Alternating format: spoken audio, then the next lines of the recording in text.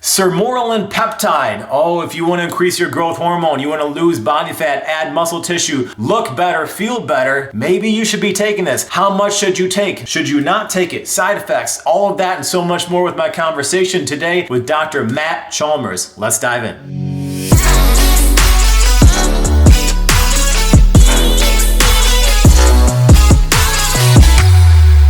Peptides, very, very popular nowadays. And you got peptides, you have SARMs, we have steroids, we have prohormones, we have all these different things. Why should somebody consider taking peptides? So the cool thing about peptides is that we can use them to, just like we can use them as hormones. So basically they're chemical messengers. We can get them to tell the body to do specific things.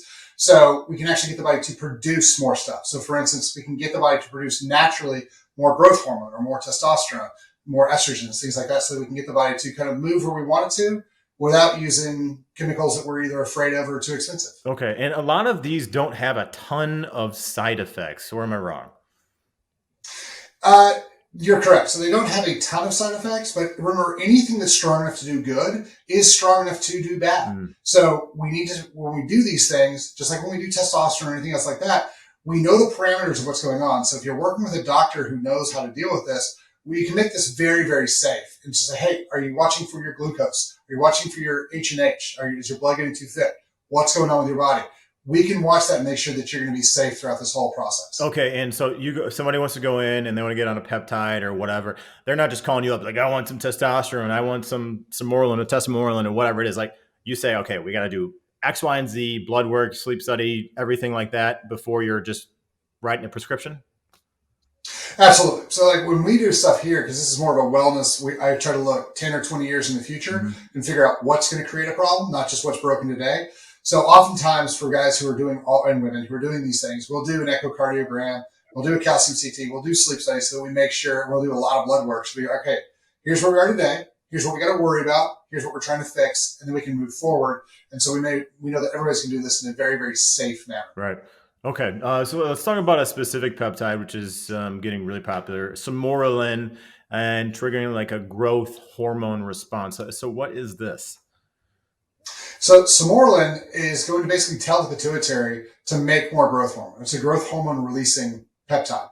And so your body will then go, oh, it wakes up the pituitary and it creates more growth hormone naturally, your own natural growth hormone, so that your body can use that to do all sorts of things from build bigger muscles, to repair your heart, to make your sleep better, make your cognitive function better, burn fat, all sorts of great things. Okay, cool. And so they go in, they see a reputable doctor. I say that, so don't just take this crap or order. Like, there's a lot of things online. Like everybody, like there's a lot of crap online. You can Google and like, what is it? Research-based stuff. So scary. Now somebody goes in, assuming they're with a reputable doctor, such as yourself. What's the process here? Is there like a dosage and, kind of what can they expect?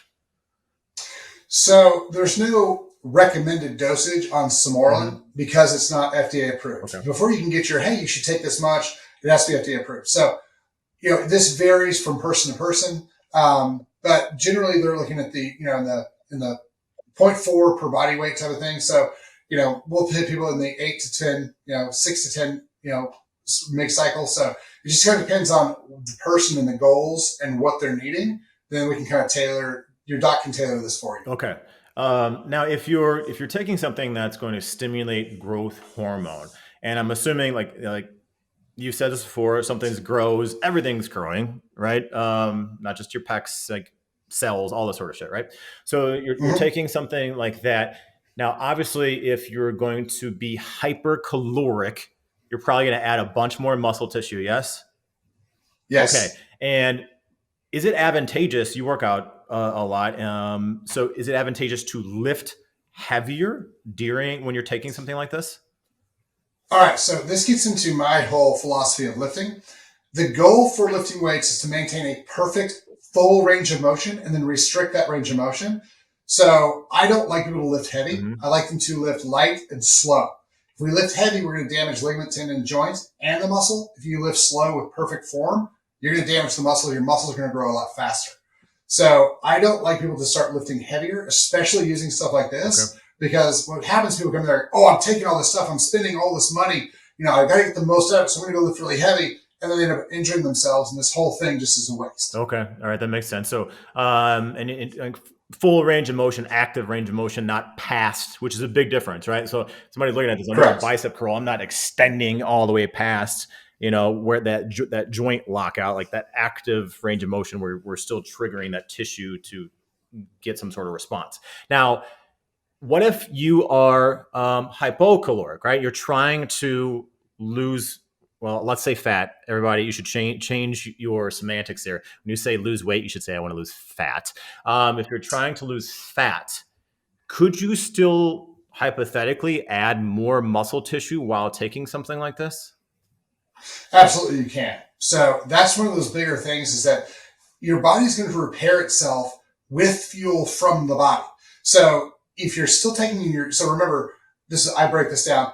We eat for calories, we supplement for nutrition. So as long as your macronutrients, your supplementation is still high, even if your caloric function is lower, your body will be like, cool, I'm going to burn this fat for that energy. I'm going to take that leucine and I'm going to go make more muscle out of it. So you can burn fat and put on muscle at the same time. It's just a little bit slower without the excess of calories. Okay. So this would be good for somebody, whether they wanted to, get as lean as possible, if you will, lose fat, and or bulk up.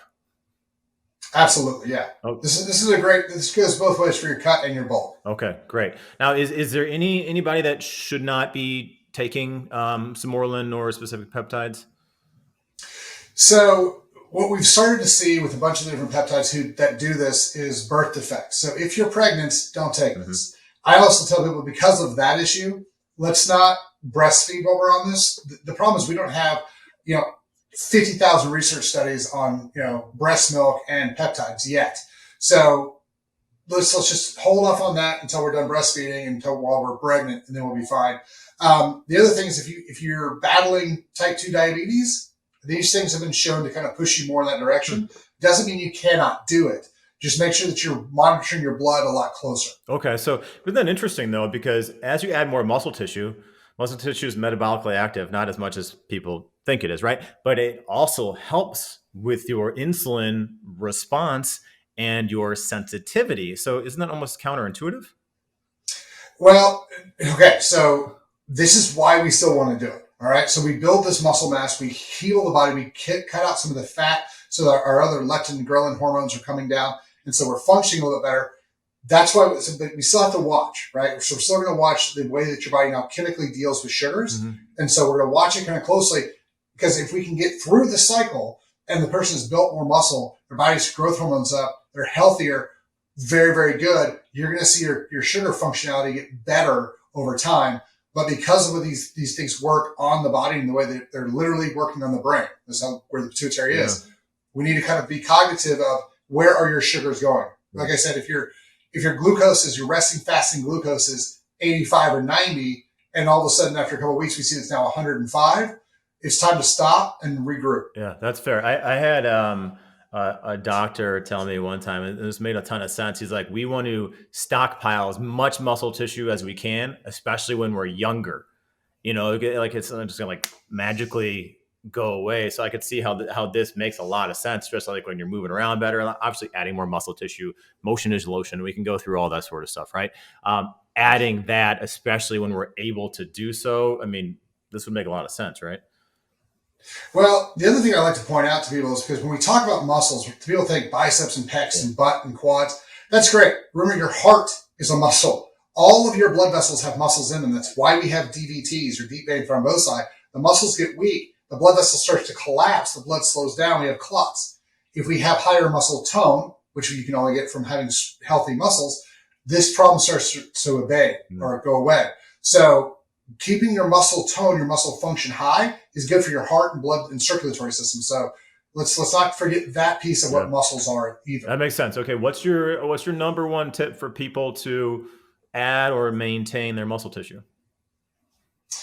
You got consistency. You've got to work out on a regular basis. You got to eat. You got to take your supplementation, and you got to sleep. Like if you don't do that, even if you built a phenomenal body and you quit working out and your diet goes to trash and you're not sleeping very well, it's just going to go away. So consistently keep it where you want it to be. Consistency is key. Dr. Chalmers, where can people find you? So most socials, YouTube, Instagram, Dr. Chalmers 1, the number 1, all one word, and then chalmerswellness.com for pretty much all the stuff we did. All right, my friend. I appreciate you tremendously, and thank you so much for coming on. Absolutely, man. All right, cheers.